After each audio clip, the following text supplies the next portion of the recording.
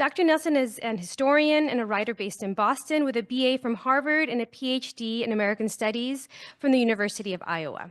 She is the author of 4 books, including Saving Yellowstone, Zone Exploration and Preservation in Reconstruction America, which won the 2023 Spur Award for Historical Nonfiction, and The Three-Cornered War, the Union, the Confederacy, and Native peoples in the fight for the West, which was a finalist for the Pulitzer Prize in History in 2021. Dr. Nelson writes about the Civil War in the US and American culture for the New York Times, Washington Post, The Atlantic, Smithsonian Magazine, Slate, and Time. She is currently the 2024-2025 Rogers Distinguished Fellow in 19th Century American History in the Huntington Library in San Marino. Please join me in welcoming Dr. Megan Kate Nelson.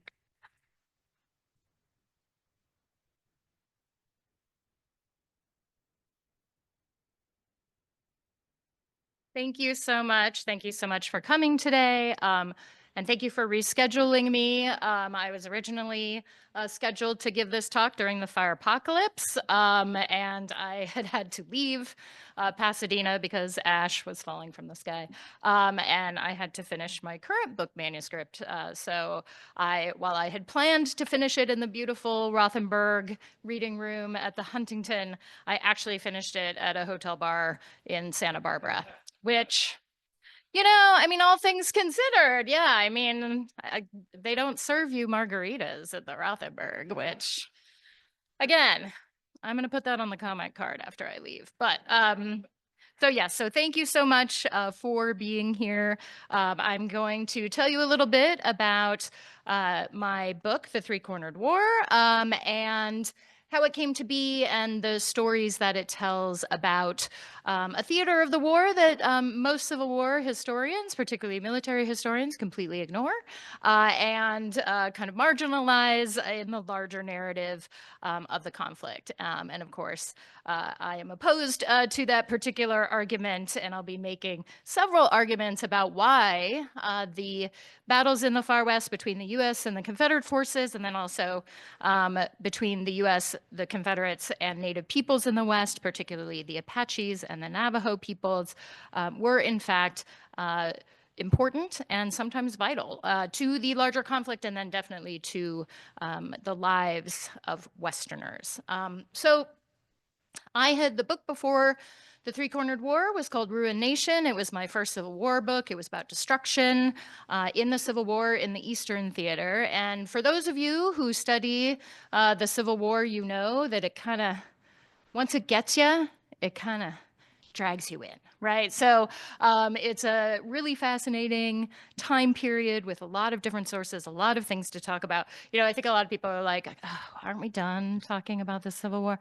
So many books, and that is true, but in fact, we are not done. There are many things to say about this conflict. So I was teaching Civil War classes, in fact, some of them here when in my former kind of professorial life, I was teaching at Cal State Fullerton in the history department, teaching Civil War classes. And in my background research for them, I had learned about these battles in New Mexico at Valverde and Glorieta Pass. And I was like, wait, what? Because I'd grown up in Colorado and I had never heard about these battles. And I did not know that Colorado soldiers were involved in defending New Mexico territory from a Confederate invasion.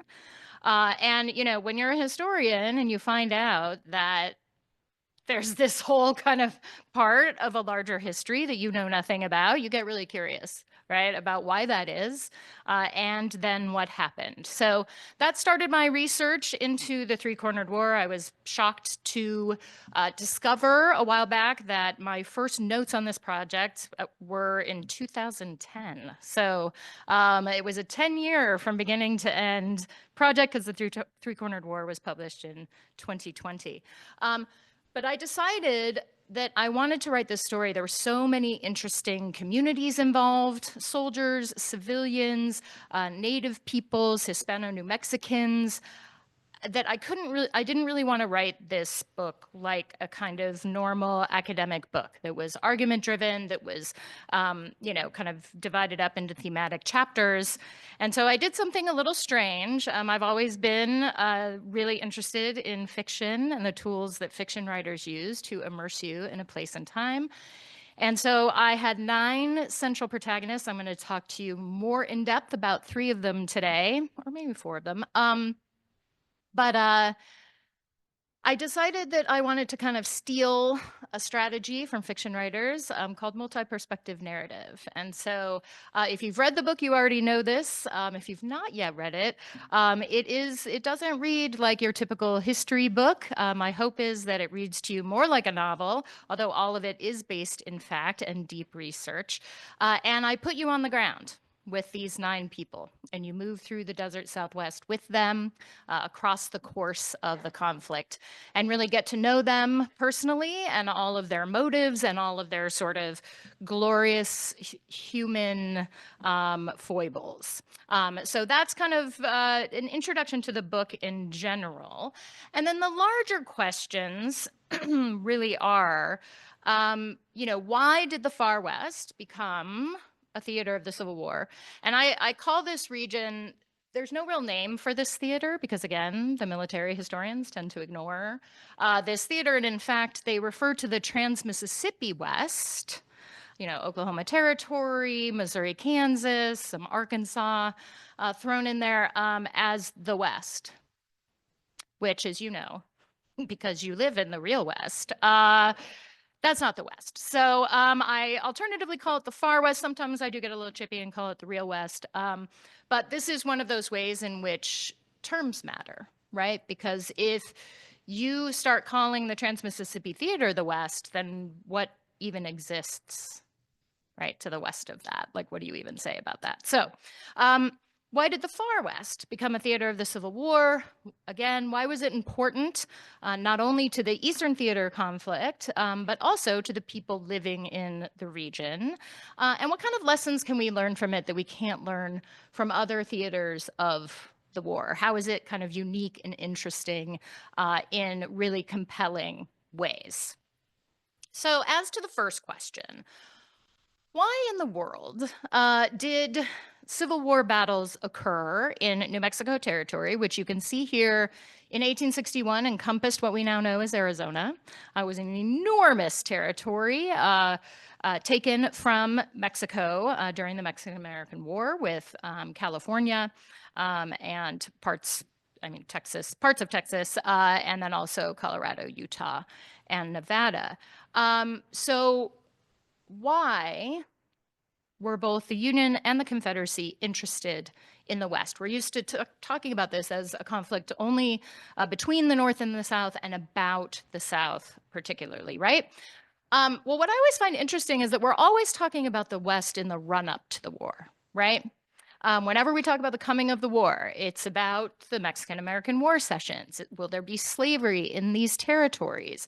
Are we going to run the Transcontinental Railroad through the North or the South? What is going to happen? All of these fights and compromises in the 1840s and 50s were about this region of the West, right?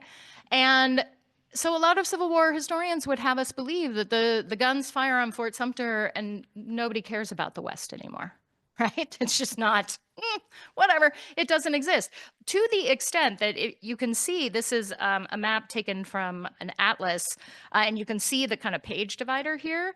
And in most Civil War histories, that page divider is a pretty accurate reflection of what the maps of the war usually look like, right? Like the entire Western, 40% of the nation's landmass doesn't exist in most Civil War histories, right? So this was one of the issues I had, was like, of course people still cared about the West. Of course they still cared about controlling it. Why did they still care about controlling it? Well, for 3 reasons. One, gold, right? That's a very familiar argument for anyone who has lived in the West and knows about Western histories. It costs money to fight wars. So both the Union and the Confederacy wanted that gold from the Sierras. They wanted the recently discovered gold in the Colorado Rockies, and they wanted access to that money, right? Second, Pacific ports. The ports right here in Los Angeles, San Diego, San Francisco. The Confederacy knew, even in the spring of 1861, the blockade was just beginning. They knew that most likely they weren't going to be able to get a lot of cotton, especially in and out of the Gulf or the Atlantic. And they wanted those nice deep water ports in California, right? They also thought maybe possibly the Gulf of California ports would also be accessible to them if they could march an army from the western edge of Texas at El Paso all the way through New Mexico territory across the sort of southern stretch where the 10 runs now into Southern California. That was the idea. That's what they thought. Well, maybe that's all we need to do. We don't even really need to take the larger West, perhaps, just to gain access to the gold and the ports. Also, they had a more kind of abstract reason for wanting the West. For the Southerners, they thought, if we can march an army all the way to the Pacific, then perhaps the nations of Europe and also Mexico would recognize us as a nation, right? And they would give us aid and we could have alliances and this would turn into a very, very different conflict.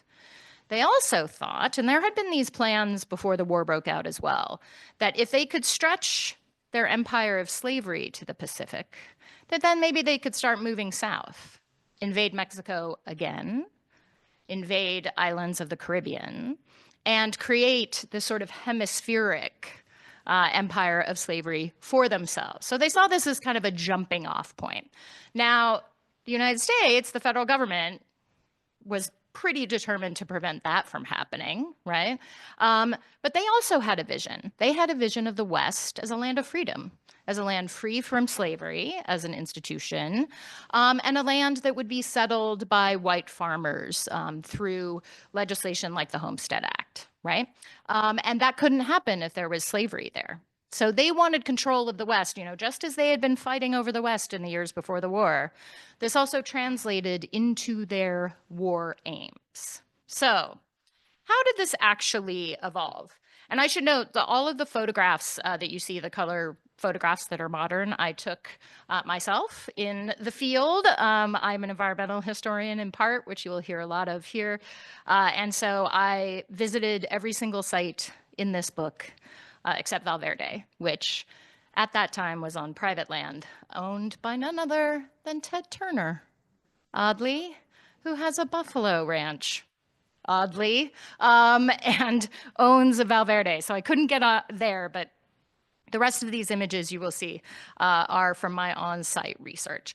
So how did the Civil War in the Far West actually evolve? Well, it evolved in 4 phases. The first phase was the Confederate invasion. Confederate forces were convening in Texas, in San Antonio, and the very first kind of march along this line, and it's the yellow line that is the invasion line, the blue is the retreat. This is a road that had already been kind of pounded out as a military road in the 1850s. It was referred to as very imaginatively as the San Antonio-El Paso Road because it went from San Antonio to El Paso. And it was about 650 miles long through West Texas.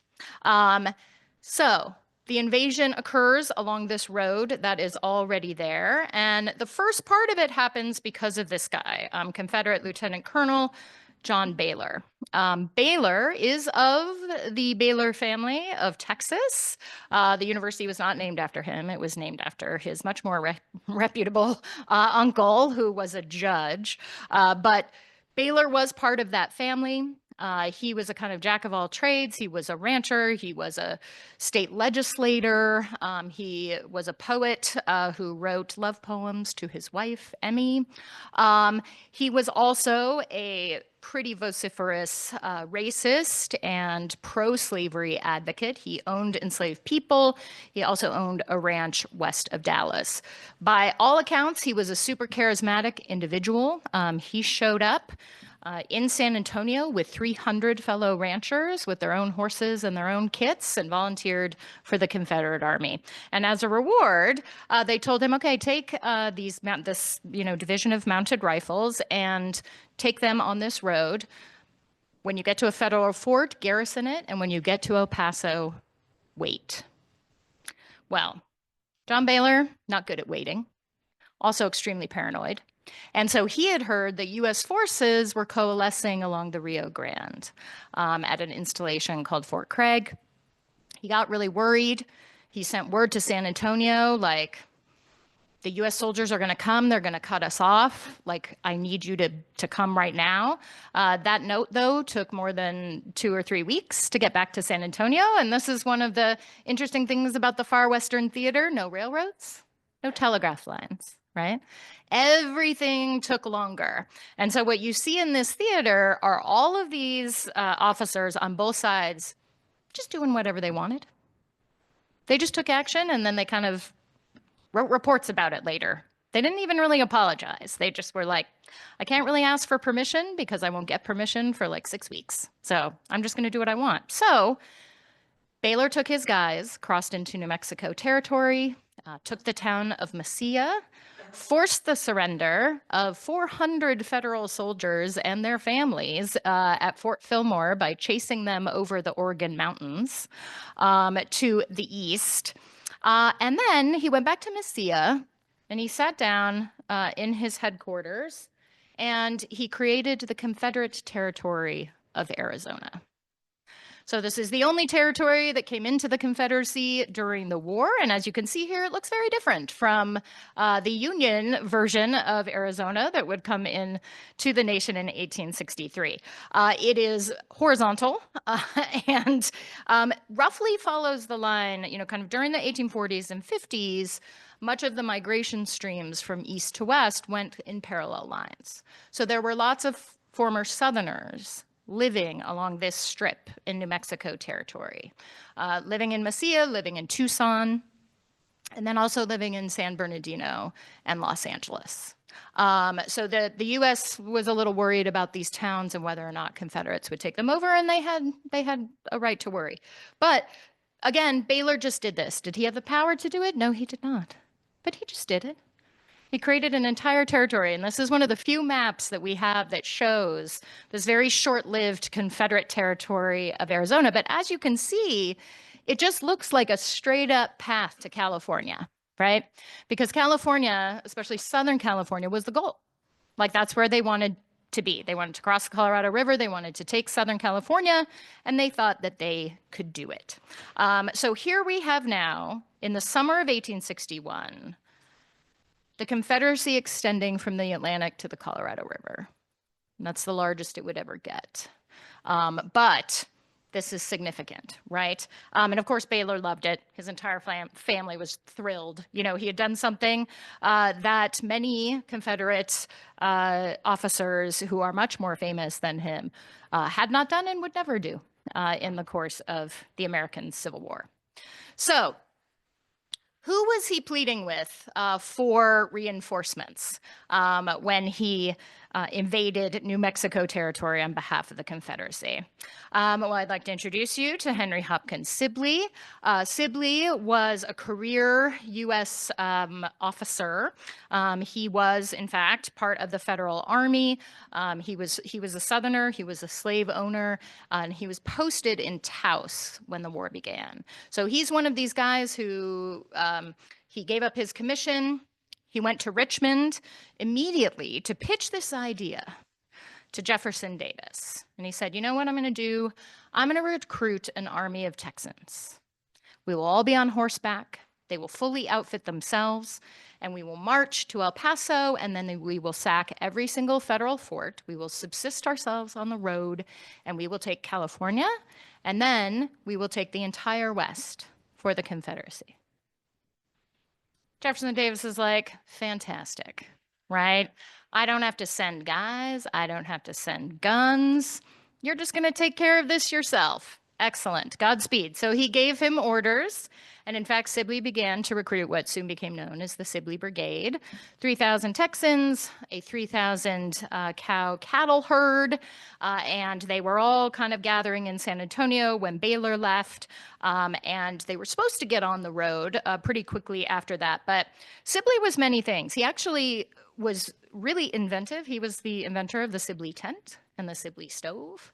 But he was terrible at paperwork. And so he did not actually file any patents for those two inventions and therefore made no money off of any of them.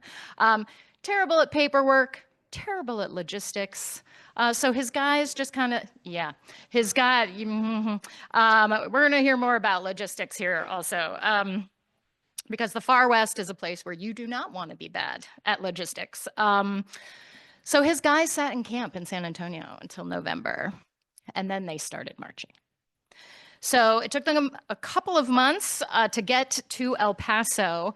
When they got there, they were pretty wiped out. A lot of their horses had died along the road or were in just really bad shape. So they had to like hang out there for like a month too. So they got there by Christmas, but they had to wait then through January and part of February before they started moving. So Sibley, part of his idea was not only to kind of take these places, but he thought that he was going to gather up. I mean, he only had 3,000 guys, but that's actually a really big army for the West, right? The Southwest had never seen an army that big. And so, but he thought, you know what? I'm going to gather up people with me. They're all just going to flock to the Confederate Army. He thought he could get Anglo merchants and miners living across the West. And to some extent, this was true. The mining camps across the West were really, really diverse places, people from all over the United States and Europe and Mexico and South America. And there were lots of fights at flagpoles in mining towns across the West. Like, is this going to be a US town or a Confederate town? And sometimes the Confederates won and sometimes the US folks won. And in fact, there's a young man in the book who's one of the protagonists, Alonzo Ickes, who was in Breckinridge, Colorado when the war began, which was named for the Breckinridge who ran for president against Lincoln in 1860. But he has two eyes in his name. And the miners there, who the majority of whom were kind of US patriots, changed the spelling of the town so that it would not be named after John Breckinridge of Kentucky. So this is how Breckinridge, Colorado comes to have an E in it instead of an I. So that was sort of a toss-up. Maybe he could get some Confederates, but maybe not. He also thought that the Hispano citizens of New Mexico, about 50,000 strong, were going to come with him because they, of course, had already fought their own battle against the United States forces. He thought they may be anti-federal. They had only been part of the United States for 12 years. Maybe they'd be into it. Well, Sibley wasn't good at logistics, and he also wasn't good at history. And he had forgotten that in 1841, Texans had tried to take Santa Fe for the Republic of Texas. They had marched in there. It was a huge disaster. They got arrested. They got sent to Mexico City. Huge number of them died. That didn't work, right? So the fact that Sibley's army was made up entirely of Texans pretty much guaranteed Hispano-New Mexicans were not going to help him. They were not going to help him in any way. They were not going to join his army. They were not going to feed his army. So they hid a lot of their foodstuffs. They refused to sell anything to the Confederate Army. He did get a couple of Ricos, a couple of merchants to go with him, but they were really the only ones. The people on the ground, in fact, joined the U.S. Army, and I will talk about them in a minute. He also thought the Mormons in Utah would come to the Confederate side. They had themselves a huge, very well-trained, very well-armed militia of about 2,000 to 3,000 men in Salt Lake City. And he thought, again, they had fought their own fight against the US government. They were resisting. And he thought they may come along, but this is where Abraham Lincoln comes into play. He knew that Brigham Young was a kind of vital person. He didn't go visit him, but an emissary from the Mormons came to meet with Lincoln. And in his usual folksy way, and this is one of my favorite things, kind of diplomatically, that Lincoln has ever done, he said to, Brigham Young's guy, you know, when I was a boy and I was on the farm, whenever we were tilling the land and we ran into, a tree that had fallen and it was too big to drag out of there and it was too wet to cut up, we just plowed around it. So you tell Brigham Young that if he stays out of my conflict, I'll stay out of his business. And that's in fact what happened. Then Sibley thought indigenous peoples across the Southwest would come with the Confederates, because again, they were no fans of the US Army. They had been fighting the US Army for years, especially after 1848, when the US Army was building barracks and forts and all kinds of camps across the Southwest and in their homelands. He was partly right about this, but for the most part, and as we will see, indigenous peoples saw this white man's war as a total boon. The indigenous peoples in this region supported themselves through a raiding economy. And now what do they have? Giant groups of people on the road, strung out in a nice line, with a huge cattle herd and lots of wagons full of food and guns. I mean, if you are a fighting force that is very good at quick strikes against a position and siphoning off animals and taking wagons, like most of the Southwestern peoples, this was just an incredible opportunity, right? So indigenous peoples actually raided both US and Confederate forts, camps, and wagon trains throughout the conflict, because why wouldn't they, right? So you'll see them in a lot of different actions, engaging in a lot of different ways during this conflict, which is why a member of the California column to come called this the Three-Cornered War, that they were fighting Confederates and they were fighting Indians. So when Sibley finally got on the road, they made it again by Christmas to El Paso, but then they had to rest for a little while. This, again, was a pretty dumb move because it just allowed U.S. forces to just bring more and more people, including an entire army of Hispano-New Mexicans, the first New Mexican volunteers, under the leadership of Kit Carson, who is also a protagonist in the book. We know him best as a frontiersman, but he was a colonel in the U.S. Army. And he spoke multiple indigenous languages. He was fluent in Spanish and was a very effective leader of the First New Mexico. So about 4,000 troops had already coalesced at Fort Craig by February, when the Sibley Brigade actually got on the move. So I'm not going to talk in full detail about these battles that followed, but we can talk about it in the Q&A if you would like, and I talk about them at great length on the ground in the book. You'll see both the Battle of Valverde and Apache Canyon, Glorieta Pass from the perspective of the soldiers who fought in those battles. But I will say, Battle of Valverde was a Confederate victory. They pushed the Federals back and kind of left them and marched on to Albuquerque, which they took, to Santa Fe, which they took, and then fought to a draw at Apache Canyon, and then actually won the battle at Glorieta Pass. But as many of you may know, here's again where logistics comes into play and unusual maneuvers. The U.S. commander at the Glorieta Pass battle was a lawyer from Denver. He had never been in battle before, but he'd read a lot of books. And he knew that what could potentially work in this scenario, where they had a kind of matched number of soldiers, was a flanking maneuver. So he sent a third of his troops around, kind of actually up Glorieta Mesa, around to the rear of the Confederates, and burned their entire wagon train. Yes. And when you are in the Southwest and you do not have transportation, you do not have food, and they also had stampeded or otherwise taken all of their horses and mules, and you don't have transportation, yeah, you're pretty much done, right?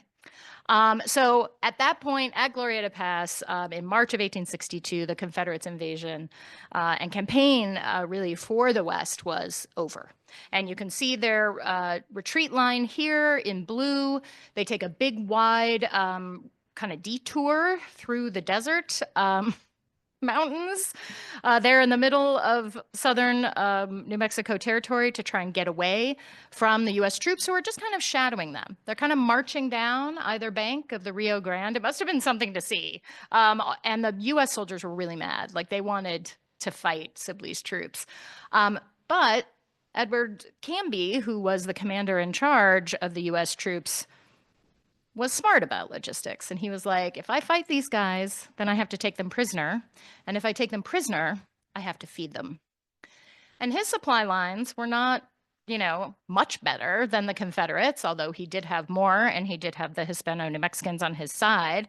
But he just wanted them to leave, which they then did.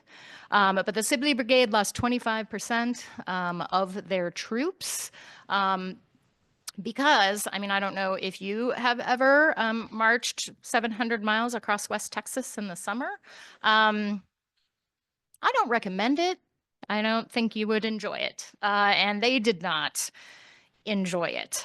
So at this point, the U.S. Confederate fight for New Mexico territory and the larger West was functionally over, although the specter of Confederate invasion was always with U.S. commanders kind of in the years afterwards. So what does this mean? What was the significance of this kind of first part of the war in the far West, and the significance of that victory over the Confederates? Well, the U.S. Army continued to control the West for the most part, although indigenous peoples, as we will see, continued to be a formidable enemy. But on the nation's maps, they controlled the West. And soon, in 1863, the U.S. admitted the territory of Arizona in the shape that we now know it. So it was one of the territories to come into the Union during the war. So the Confederacy, after this point, had little or no access to the gold, to the ports that they were wanting, and to any kind of alliance with Mexico, which they were hoping to have, and any recognition from Europe, because they had failed in this endeavor to expand their empire of slavery to the Pacific. It also had some interesting kind of effects on the war in the East. Because they had no access to ports and gold, the Confederacy really starts to feel the economic pinch, right, in conjunction with that blockade. And they start taxing their own people in order to get money for the war. And this creates a lot of unrest on the home front. Militarily, we don't talk about this very often. It's a little bit of a what if scenario, but because the US Army was able to retain a hold on the West, Lincoln didn't have to send more troops out there, right? He could keep them concentrated in the Eastern Theater, in the Trans-Mississippi West, and really focus there. He didn't have to worry about, again, dealing with Confederates kind of in unexpected places. Again, diplomatically, Confederates had nowhere to go. They were not going to be recognized. Now, politically, some interesting things happened, and this is more for the kind of larger significance of the history of the West, which is, so during those fights in the 1850s, Republicans were trying to pass the Homestead Act and the Pacific Railway Act, but they could never agree, and the Southerners refused to pass them. Once the U.S. retained control of the American West, in May and in June, the U.S. Congress passed the Homestead Act, and they passed the first of two Pacific Railway Acts, right? These are the two most important pieces of legislation for the white settlement of the West and for everything that was to come in the post-Civil War period. And it happened, it was only possible because the U.S. Army kept a hold of the West during this period. It was also possible because of the second phase of the war. So while all the fighting is going on, while Sibley and Baylor are kind of doing their thing, there was some action in California, which you are probably familiar with. So there was a lot of discussion about how to deal with Confederates all through California, because there were quite significant concentrations of them, again, in Southern California, mostly Los Angeles and San Bernardino.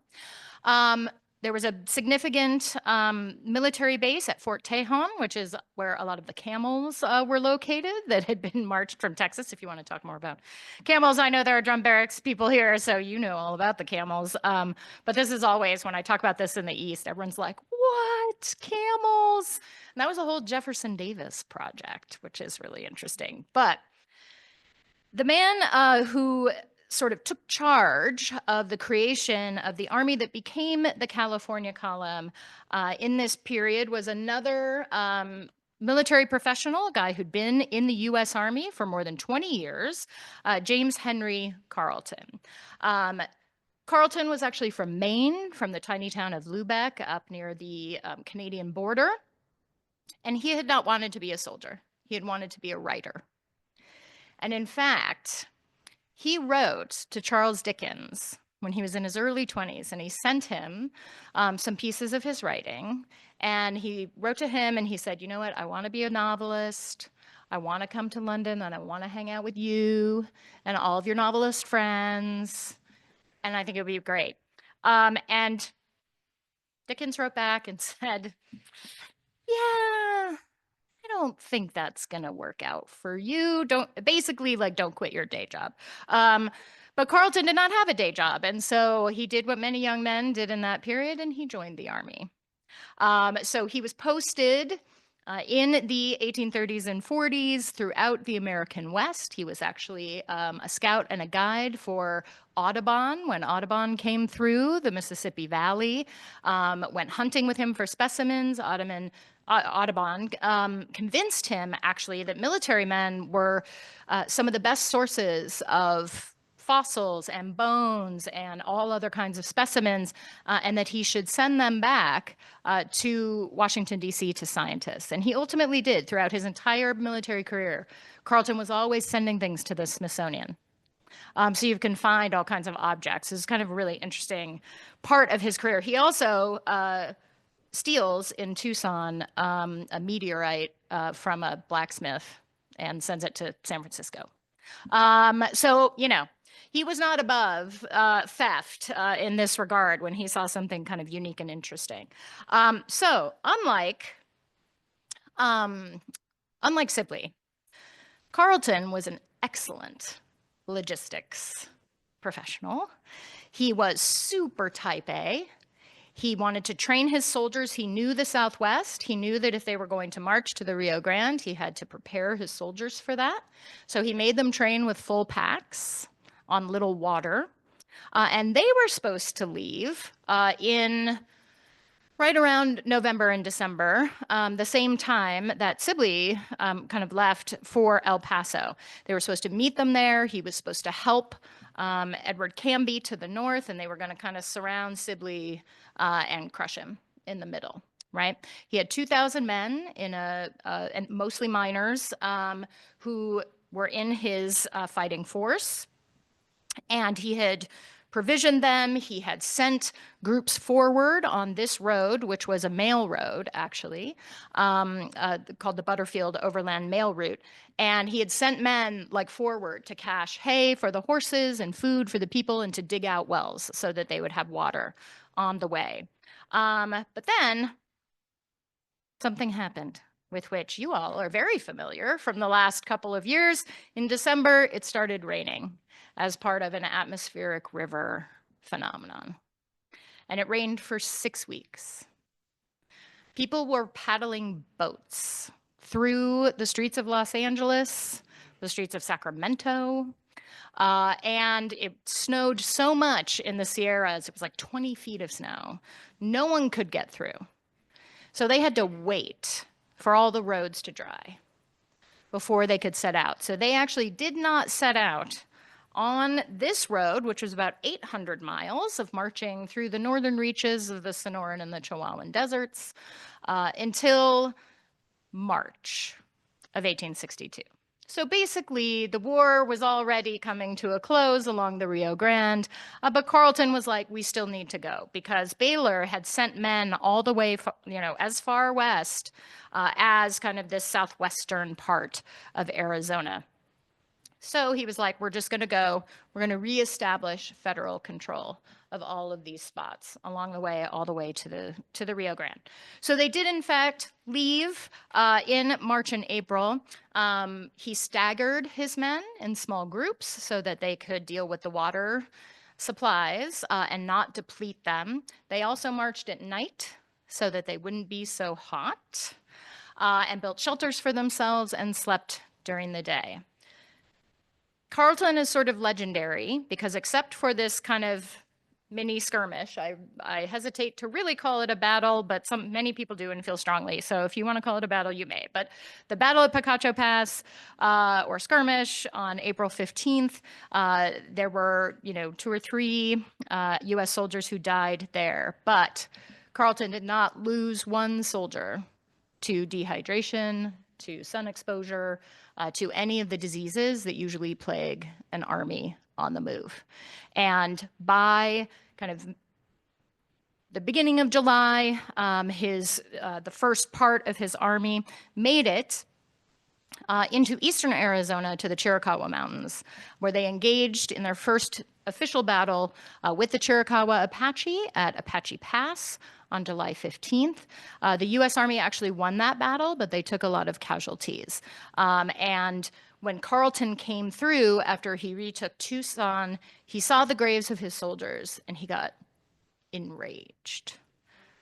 Now, before this point, he had been willing to meet with Native peoples. He had actually kind of signed a little bit of a contract, not really a treaty, but a contract with some other southern Arizona peoples, including the Acamel Atam, to provide his troops with grain, with vegetables, so that they were sort of like the Army's quartermasters, right, in southern Arizona. So he was willing to create partnerships, right, or to at least, discuss and parlay with Native peoples on the route. But when he saw those graves, he got really mad, and he changed his whole position. And when Carleton reached the Rio Grande and then went up to Santa Fe, he took control of the Army of New Mexico from Edward Canby, who was then sent to the east and ended up in Mobile, Alabama. And he began to determine the fourth and final phase of the war, which was the war against indigenous peoples. So in 1862, 1863, he sent Kit Carson, who he had actually known when they were posted together in Albuquerque, and Carleton sort of had a bro crush on him and was all like, hey, Kit Carson. And he was one of his favorite officers. And so he sent him in a very short campaign against the Mescalero Apache. Basically, what Carleton decided is that there would be no more treaties with Native peoples. The first step would be war, hard war if necessary, destroy all their war material, destroy their agriculture, destroy their homes, in order to force them to surrender to the US Army. And then he would remove them to reservations where they could be controlled and surveilled and sort of kept out of the way of white settlers. Again, here is Carleton just doing his own thing. Did he ask for permission to do this? No, he did not. He just told his superiors in the U.S. War Department, this is what I'm doing. I have an army of 2,000 men, plus all of Canby's guys, and the worst possible thing is 4,000 soldiers with nothing to do, right? So I am going to send them on these campaigns so they have people to fight. And it will do that double duty of securing the West from Native enemies. They already succeeded in pushing the Confederates out, but now they needed to secure the country against Native people.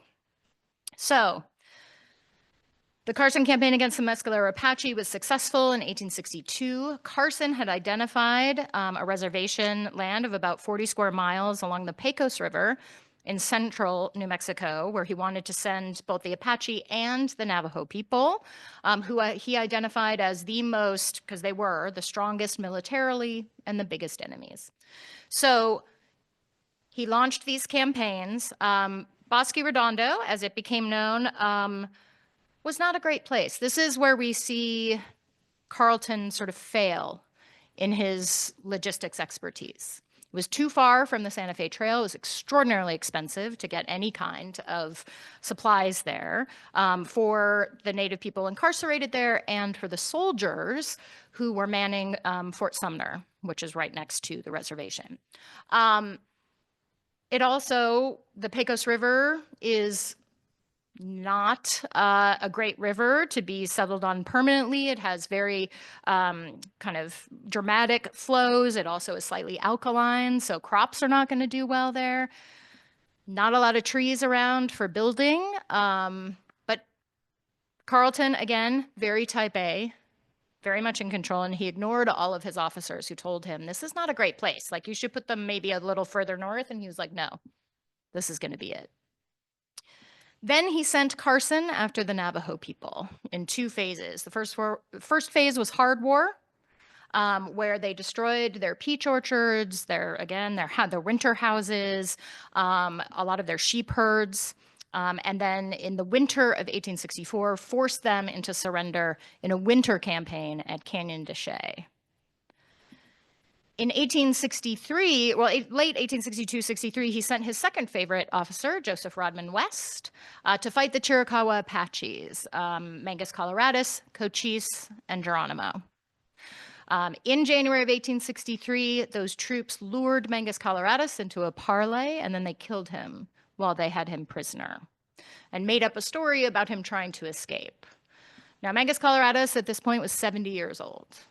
The fact that he had lived that long is actually kind of remarkable because he has a very long and storied military career against Mexican troops and also against US troops. Was in many different battles, injured a lot, managed to survive it all until he was lured into this parley.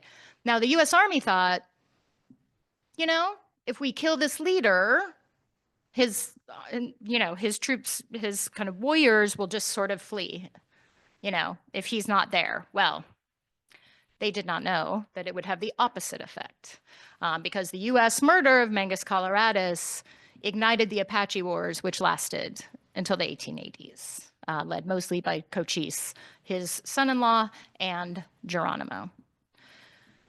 So this phase of the war, in many ways, could be seen as kind of a success for the U.S. Army and for Carleton, but it really did turn into a complete nightmare, not only for the U.S. Army, but especially for indigenous peoples. Now, one of Carleton's allies in this fight was John Clark, who was the Surveyor General of New Mexico Territory. And you may be thinking to yourself, why is this guy so important in a book about the Civil War West? Well, John Clark, I wanted to highlight him because he is one of Lincoln's guys. He was friends with Lincoln. He was from Illinois, and a fellow lawyer and a surveyor. He was appointed by Lincoln to be this Surveyor General. And this was because Lincoln wanted, again, to keep control of the West. One of the ways you do that is militarily. Another way you do it is politically. You send a lot of appointees, right? And so a lot of Republican appointees are camped out in New Mexico territory, making sure that it doesn't fall into the hands of the Confederates politically. So John Clark goes out there, he leaves his wife and many children in Illinois, and he wrote 25 volumes of diaries during his time in New Mexico territory from 1861 to 1867. He also wrote weekly to the General Land Office in Washington, D.C. And so I just called this box of diaries from the Chavez Library at the Museum of New Mexico, and was just astonished at how beautiful they were, how many there were. His handwriting was legible. which, you guys know, like you're like, yes, finally I can read things. And he was meticulous. He had so many interesting things to say about life in Santa Fe during this moment. So he's one of my civilian protagonists. He also has these amazing moments where he goes to like spiritualist readings with Edward Canby's wife, Louisa, who is also a protagonist in the book.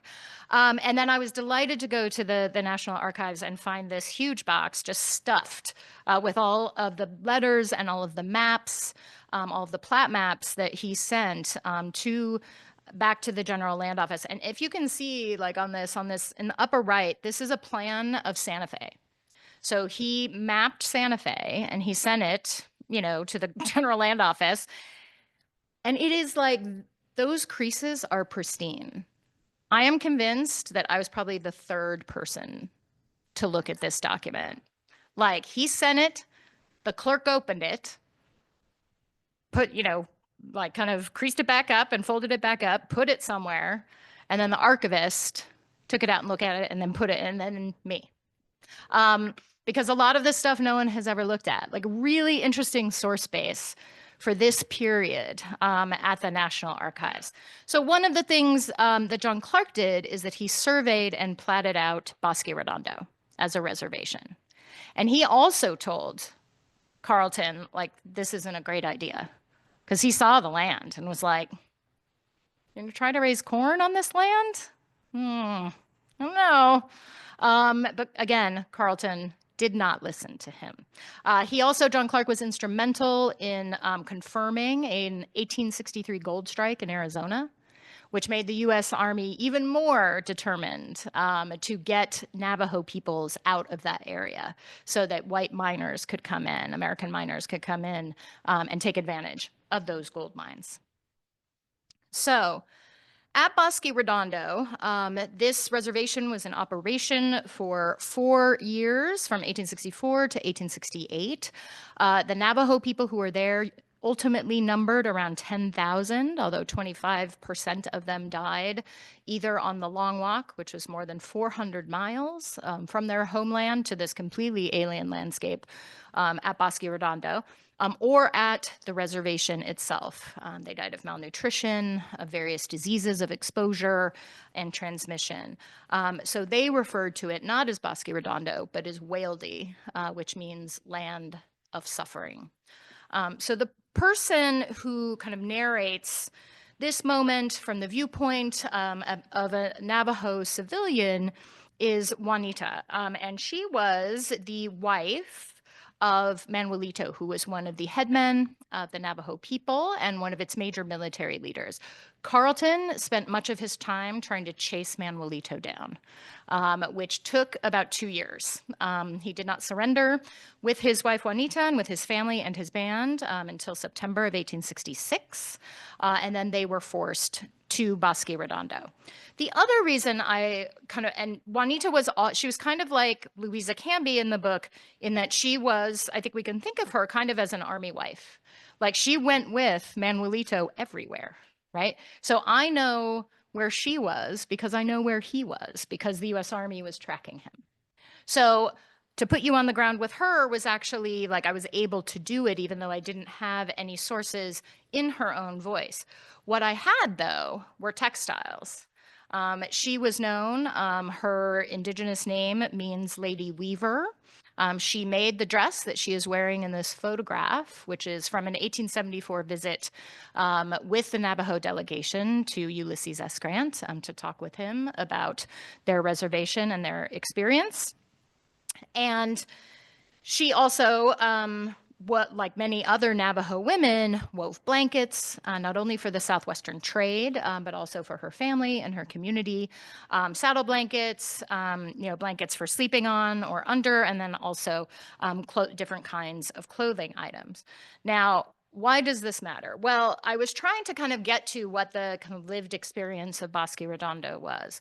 And what became really interesting when you look at the textiles from this period, you see in the pre-Bosque Redondo period, weavers are using, and they were all women, Weavers were using, red and black and white in these very distinctive kind of striped patterns with some diamonds. They were using dyes from their homelands in what is now northwestern New Mexico and northeastern Arizona. When they got to Bosque Redondo, not only all their sheep herds were confiscated, and they were using a particular kind of sheep called the churro, and they did not have their usual sources of dyes. So the US government, Carleton actually provided sheep for them for eating and for wool collection. And then he also shipped them yarn, like ready-made yarn that was already dyed in different colors from a factory in Germantown, Pennsylvania. So they started to create new patterns at Bosque Redondo during the reservation period that reflected a little bit more kind of Hispano, New Mexican styles with the diamonds, and then also integrated some of their experiences at Bosque Redondo into the work itself.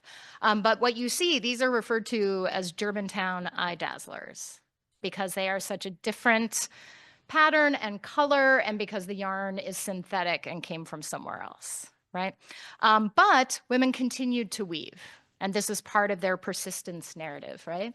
And the interesting thing that happened at Bosque Redondo is that in 1868, the Navajo people were one of the few indigenous nations to negotiate their own return to their homelands. And they convinced none other than William Tecumseh Sherman, who was there leading a delegation on behalf of really initially Andrew Johnson, but then Ulysses S. Grant, called the Peace Commission. They came and Sherman was like, "We want you to go to Indian Territory." And they were like, "Nope, we're going to return to our own land." And they convinced him. And so they did. They negotiated in May of 1868 the U.S. Navajo Treaty, which the Navajo refer to as the Old Paper. One of the 3 copies has recently been returned to the Navajo people and is in the museum there. And they went on a kind of reverse long walk and returned home in the summer of 1868. And they are one of the only peoples to have grown their reservation in the years following. So what do we learn when we see the Civil War from the far west? I think, as you have seen, the importance of logistics and being great at logistics rather than maybe great at strategy or, campaign tactics. The effect of long distances on armies, when you have to move even a couple thousand people hundreds of miles. How do you even do that in this period? How do they survive? How do you manage natural resources, especially water, right? You can go for 3 weeks without food. You can only go for 3 days without water. So how are you going to keep people alive? How are you going to keep animals alive, right? And then also the importance of hard war, of taking people's resources away from them off the battlefield. Also, I think we see, oh, sorry, that got kind of cut off there, but the importance of controlling the West for both the North and the South during this period, and the importance of controlling their homelands for Native peoples. One of the big arguments of this book is that in the far West, the Civil War was an Indian war. It was not just a pause between 2 different Indian wars. It continued and exacerbated and accelerated that conflict. And it also tells us ultimately that the Civil War was about the North and the South, but it was also about the West. And it was a continental conflict that extended from the Atlantic to the Pacific. Thank you very much.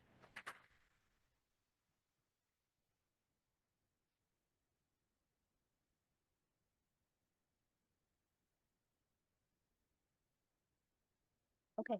Absolutely. Absolutely. Yes. Yes, sir. Thank you. Oh, thank you.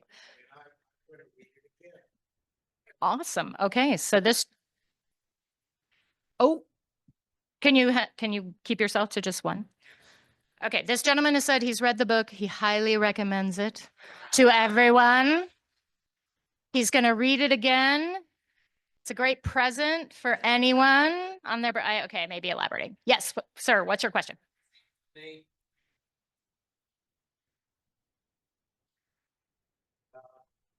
Lincoln's friend John Clark.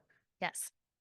And is the quote from the book is he recommended extermination or removal of the Navajos and then Anglo occupation of their lands. Yes. So what did Lincoln think about this? What was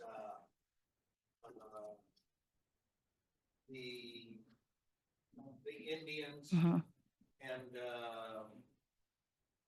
the extermination of Yeah. Indians? Yes. So the question, yes. So the question is sort of based on the John Clark example, but is about Lincoln's sort of approach to Indian policy and what was he an advocate of either, and the term that they used was extermination or removal.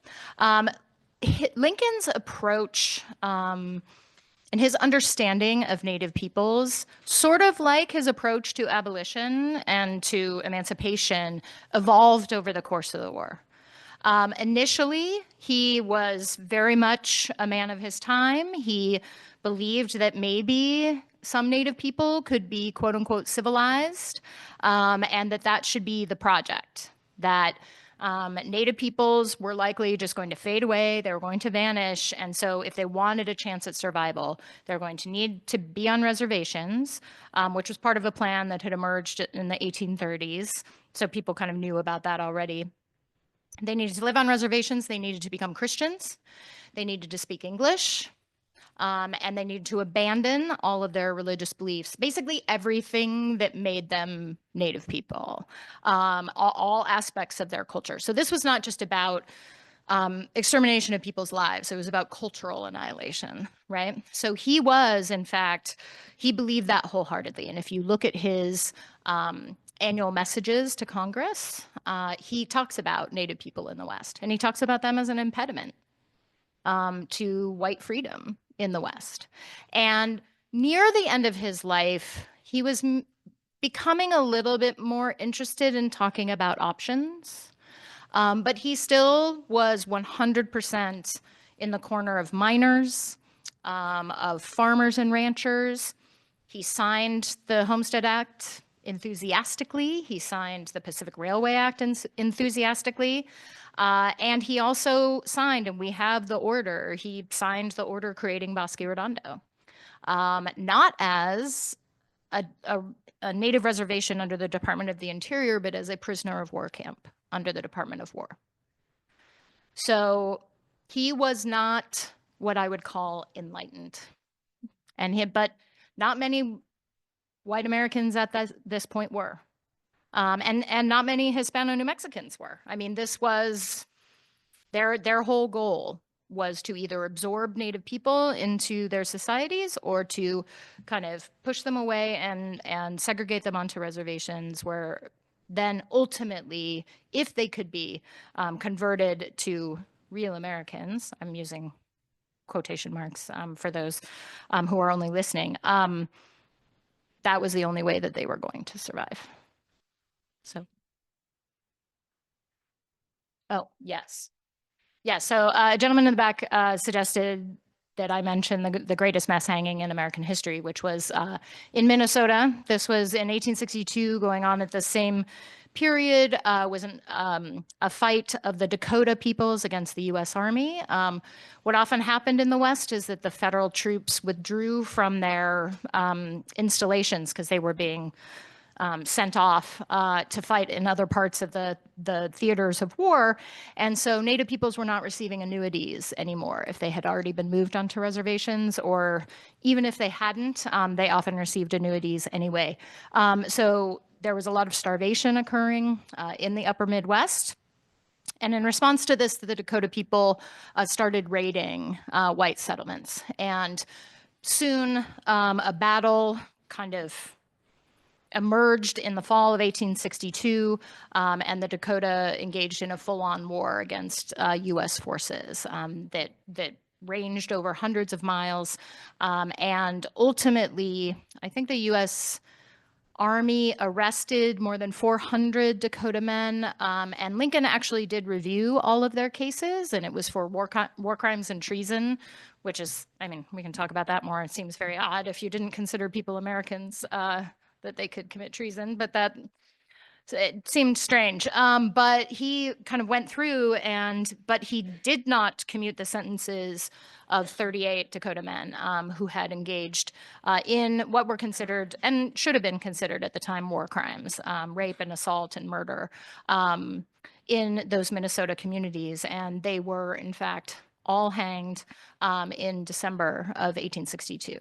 So that conflict is definitely related to Sand Creek in Colorado and to a general kind of Plains War that emerged before the Civil War had even ended, because they were all connected.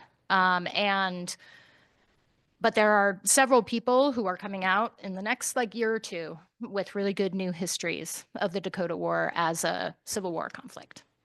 So yes, thank you for that reminder. Thank you so much.